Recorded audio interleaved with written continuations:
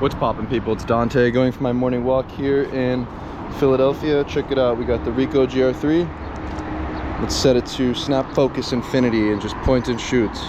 It's always beautiful to photograph through this tunnel. Yeah, I just find that the result is always interesting to me. I just love seeing the way that the light peers through the tunnel, the shape of this arch. And yeah, I find that walking along the edge of order and chaos in this dirty, mucky Schuylkill River is it's quite fascinating, right? You hear about all these like microplastics and stuff that we find in our food. I mean, look at all this microplastic, right? We got Coca-Cola, we've got chips and popcorn and cigars and sparkling water. You know, I think it's inevitable that we will consume plastic in this modern world. Just look at our water.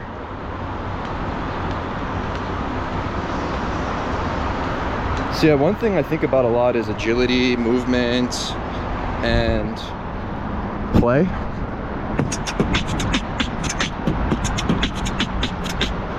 I'm in the mouth of a snake. You see the arches? Actually, there's a cool scene from Harry Potter Deathly Hallows I remember. Actually, Harry Potter was one of the only movie series that I've watched every single episode in theaters since I was a little boy, seeing the first movie, what was it, Sorcerer's Stone, Philosopher's Stone.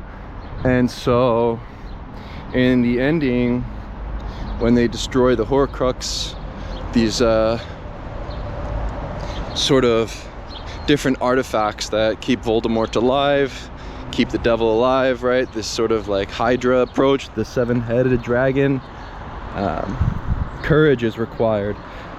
And so Neville Longbottom, this sort of like nerd, kind of like guy that was always more shy and didn't really show too much courage throughout the movie series, at the end became extremely courageous in the final battle.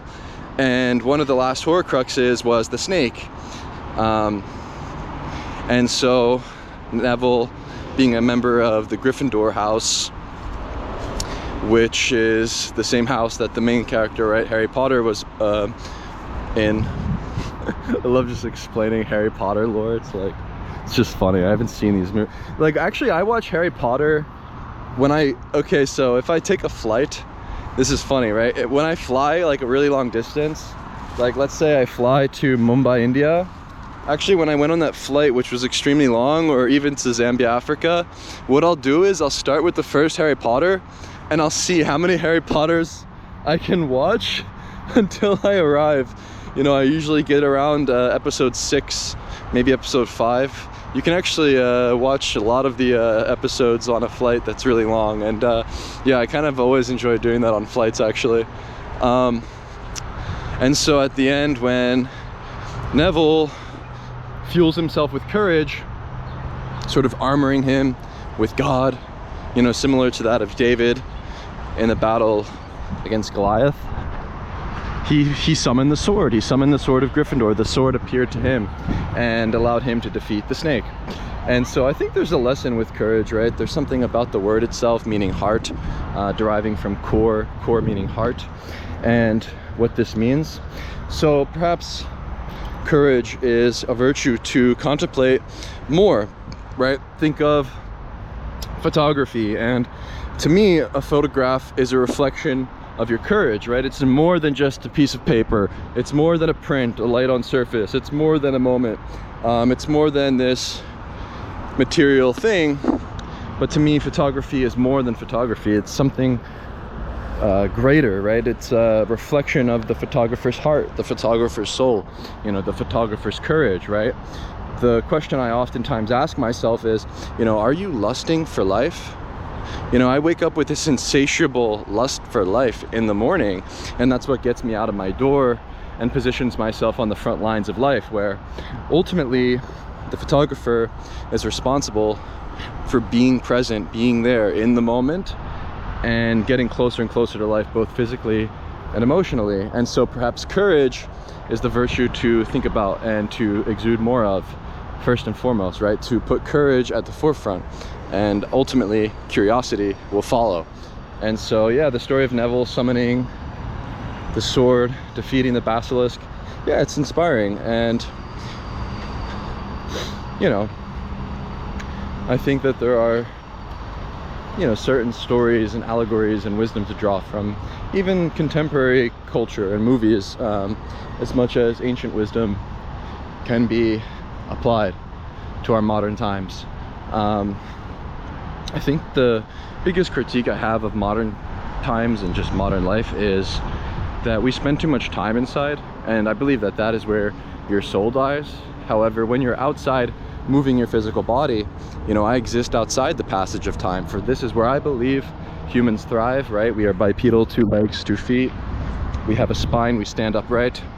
And so maybe considering your spine, considering your posture, and considering these things are really critical, where we sacrifice our physiology for material things. And so maybe the wealth that we accrue becomes a distraction, where health is wealth. And so when I consider this, and I consider our posture and our bodies, yeah, maybe wearing the weighted vest. You know, I have this Rogue plate carrier, it's 40 pounds. Yeah, this is going to be my new routine, right? When I go for my morning walk for an hour, you know, just throw this on and go for a march. You know, I think that what happens is, because we're mostly sitting inside indoors for long periods of time, we wind up on this like treadmill. It's both a metaphorical treadmill and a physical treadmill, where we actually run on treadmills. And, you know, even running in general, it feels like a treadmill when you're outside on a trail and you're just running, you know, in the pursuit of perhaps weight loss. And so the problem with this is we consider, you know, calories as something that we need to burn. And maybe when we run, you know, we assume that we're going to be burning calories, right? Calories in, calories out. This kind of notion has become very mainstream. And, you know, running is interesting, right? When you consider the human bipedal, and you consider our primal instinct of being a hunter-gatherer, right? Consider the beast, the deer, the animal in the wild, and man. I don't think that man was running after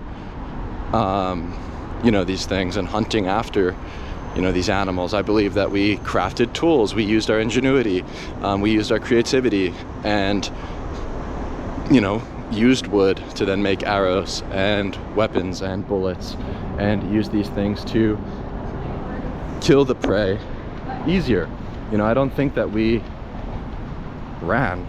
I could imagine we marched. I could imagine we walked and stood upright and reached for the tree and grabbed the branches and crafted the tools and used our wits.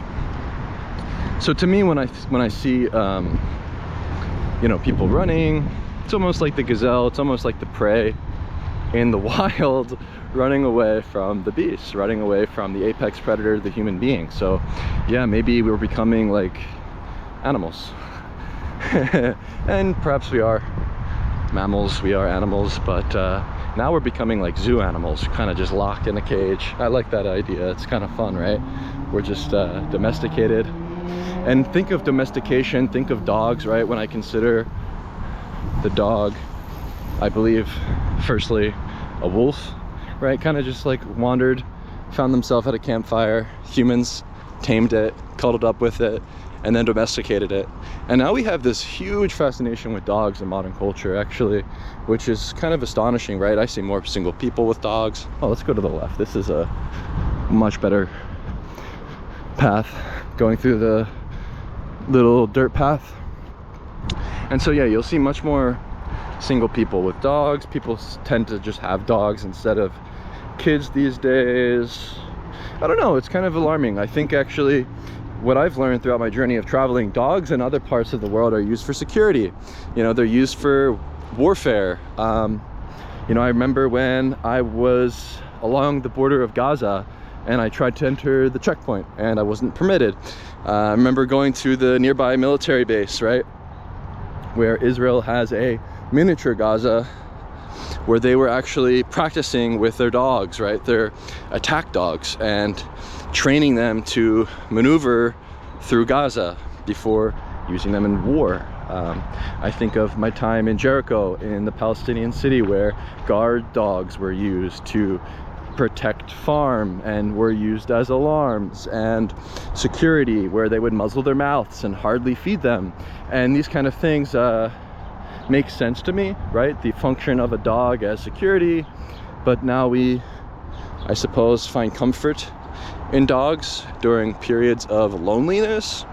And so maybe actually, as I think about this notion of being lonely, you know, hey, check out the bunny. Yeah, maybe loneliness is when you're in solitude, but you know, are desiring company. But maybe, yeah, maybe solitude is thriving on your own. It's like, I know that I am free because I know I need nothing. But maybe man feels best around others.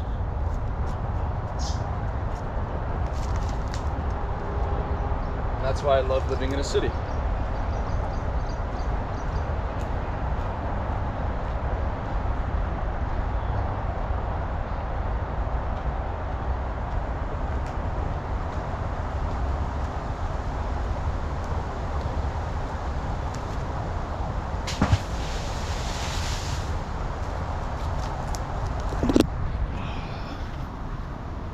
That was a pretty good throw. I at least got it into the water. Oh, it's really beautiful here. Look at this tree, look at the bark. You know, you can look at a tree and think, oh, this is boring, you know, there's nothing here. But then you get closer and you see the ant, right? Look, and the ant's on my finger now, see? There's so much life in a tree, and the tree provides us with this fresh air, right? When I look up at the tree and I see these branches looming in the sky, you know, they remind me of those branches deep within our lungs that sort of mirror these shapes and these forms and these patterns. And when you observe the detail, yeah, maybe you find God in the detail itself.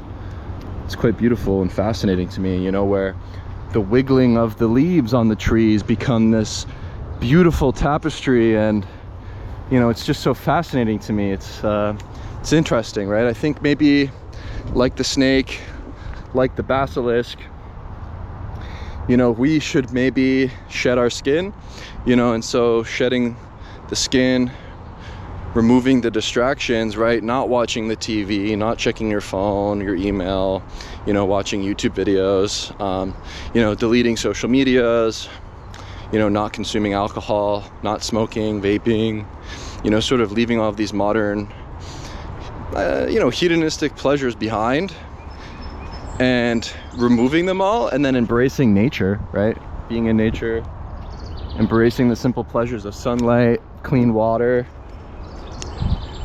and walking. Then when you look at the nature, then when you look at the bug and all these different things, they become infinitely novel. And I think maybe we're seeking novelty in this modern world, right? That's why we distract ourselves with all of this media, movies, celebrity gossip, etc. Oh, the bug went away as soon as I went to photograph. I can actually feel a bug crawling on my back right now.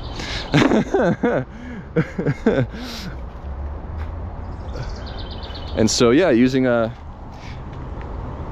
nature as the ultimate source of novelty, I've found to be extremely empowering. You know, there's lots of chaos and novelty to be found in a nature walk, right? When you step foot on a trail like this, you know, you can get lost in everything, where there's there's like little worlds to explore, and the way that weeds grow between the rocks and, you know, chaotically sprout out of different locations at different times, and the way that the color of the leaves change with the change of seasons. And, you know, these very simple things become novel. And so maybe a wise idea is, instead of seeking novelty through media, through video games, through distractions, we should just seek it outside and just go for a nice stroll, go for a nice walk. And I think connecting with nature, yeah, I think it's a good thing. You know, what I've realized over the time spending most of my days in nature, especially in the mornings, is, you know, you are nature, right? We are all connected. Everything is connected. It's quite a beautiful thought. And so, Yeah, you are the universe. However, considering the universe, considering this world, you know, this big rock spinning out into the void, spinning out into the unknown, the dark, and you know, there's just so much darkness out there. But you know, I always tell myself, you know, like, thank God for the sun. You know, perhaps that is the first thing I'm grateful for without this big rock rotating and flying throughout the void, you know, orbiting around this big ball of fire, yeah, we would have no life, we would have no trees, we would have no legs. And so the goal of humanity is perhaps to evolve, and yeah, maybe the ultimate function of the human being is to become the creator, right? Think of God, you know, think of God, right? In the Old Testament, in Genesis, fiat lux, let there be light. You know, the world was once formless, but then there was light. And you know, the power of photography is the fact that we wield light and paint with it and draw with it upon the world. And you know, this world becomes our canvas, right? And the world becomes this stage, you know, and when you're upon this stage, when you're upon this canvas, you can create a new world in a fraction of a second through the creation of a photograph, where as much as the photographer is a bystander or an observer of life, you too are the actor on the stage, right? You too are the conductor of the orchestra. And so when I approach the streets with my camera, I remind myself this, and it grounds me in the fleeting moments and allows me to create anew. And I think that is perhaps the goal, to create anew. And biologically, we are designed for reproduction, and so perhaps to create anew is the goal, right? To create children, or metaphorical children, innovation, art, writing, poetry, music, sculpture. You know, art gives life meaning. Art gives life a deeper sense of purpose in life. But I believe that to find your purpose is foolish. I don't think that you search for your purpose. I think that the purpose, the vocation, these things kind of just find you. But it's by removing the distractions, shedding the skin, and then turning inward. This is where I found my ultimate sense of purpose in life. And I think that is the power of photography, for it truly does become about the journey, about movement and walking, exploring and tinkering like a child. And that spirit of play is on display through the photographs that I make. For I am lusting for life, and I am eager to know more. And so by having this daily practice of walking and photographing, I'm having a dialogue with the world. I'm merely asking questions about life itself, and that's what I think photography is about. It's about life itself. It is not merely about the result, the photograph. And so by detaching myself from the outcome, by detaching myself from the results, the photographs that I make, I have found freedom. And you know, when you consider freedom, you know, you think of free will. Oh, I can be a doctor. Oh, I can be a lawyer, right? Which path should I choose? But what if the goal was to eliminate these choices? What if freedom was the elimination of choice itself, and embracing the unknown and just moving forward and onward and upwards? And so